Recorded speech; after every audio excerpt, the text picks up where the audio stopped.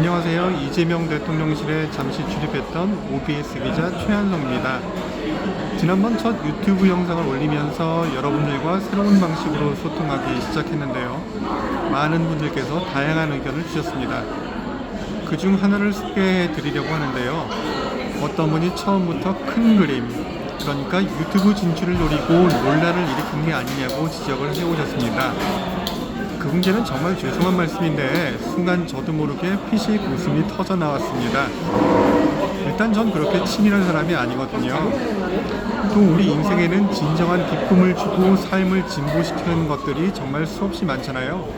그런데 유튜브 따위를 두고 큰 그림 운운하시니 실소가 터져 나왔던 것 같습니다.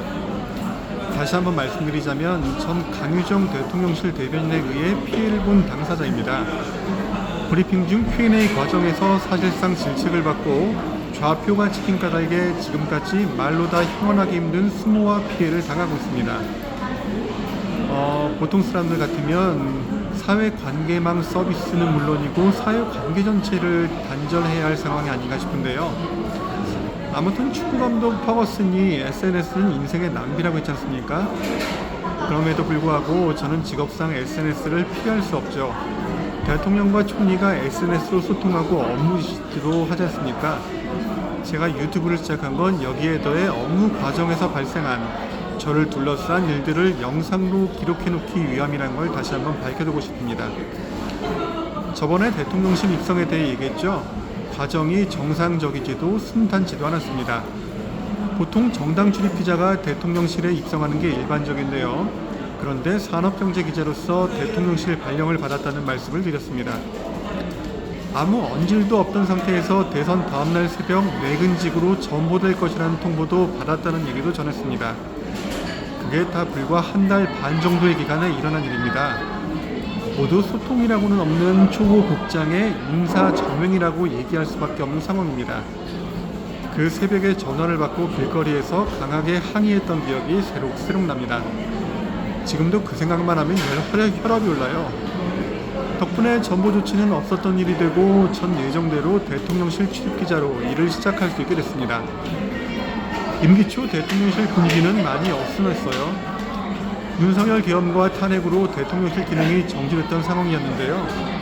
이런 가운데서도 인수위 없이 새 대통령의 임기가 시작됐으니 정상적 대통령실 운영을 기대하기는 어려웠습니다. 기억하실 겁니다, 아마. 노트북은커녕 연필 한 자루도 남아있지 않은 국사 무덤 같았다는 이재명 대통령의 얘기를 말입니다. 기자실 역시 마찬가지였습니다. 제대로 마실 물조차 없어 집에서 커피를 가져오고 필기구 등 사무용품도 부지런히 날랐습니다. 그래도 어딘지 모르게 불편하기는 마찬가지였습니다.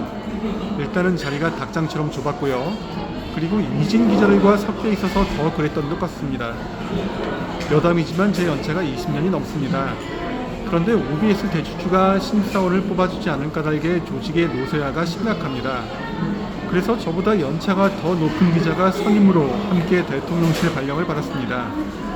그 바람에 전 저연차 기자들이 있는 방에 들어가게 됐는데 나이 차이가 꽤 났습니다. 나이나 경력면에서 모두 제가 제일 위였고요. 심지어 저보다 14살 어린 고교 후배와 함께 생활했다고 하면 어땠는지 아실 겁니다.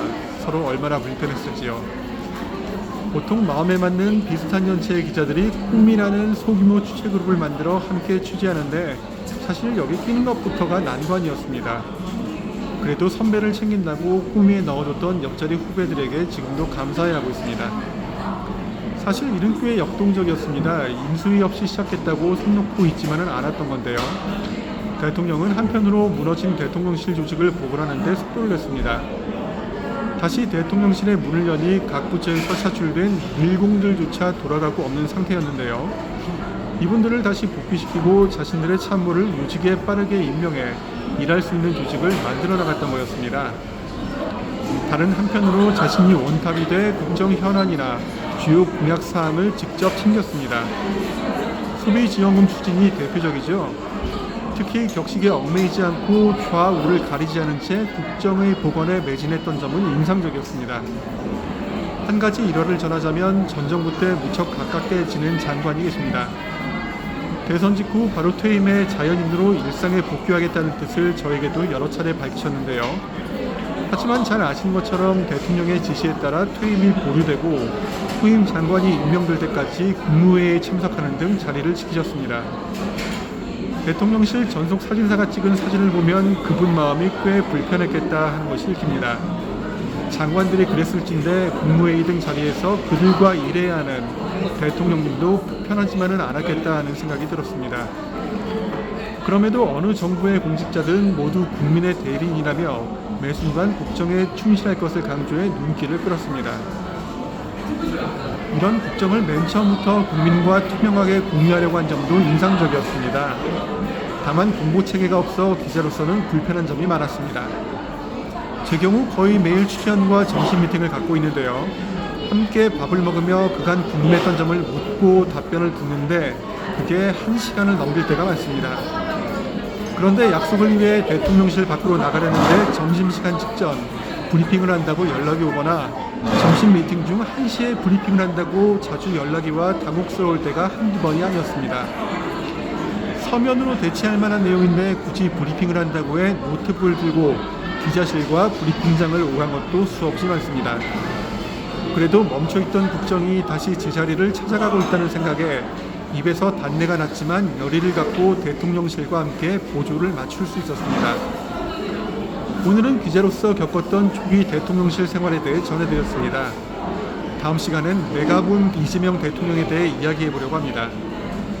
아주 짧지만 지근거리에서 직간접적으로 이재명 대통령과 만났는데 어떤 얘기를 할지 궁금하다면 제 채널을 또 찾아주시기 바랍니다. 그러면 오늘은 여기까지. 한 가지 더 생각난 게 있는데요. 제가 강유정 대변인을 고소했잖아요. 어제 고소인 조사 일정이 잡혔습니다. 어려움이 많겠지만 기왕에 하는 일 꼼꼼하게 챙겨서 잘 해보려고 합니다. 관심 있게 지켜보면서 많은 성원 보내주시기 바랍니다. 그리고 이 채널이 활성화될 수 있도록 도움도 많이 주시기 바랍니다. 지금부터 저는 카페인 보충 좀 하고 오늘 일을 하겠습니다. 다시 찾아뵙겠습니다.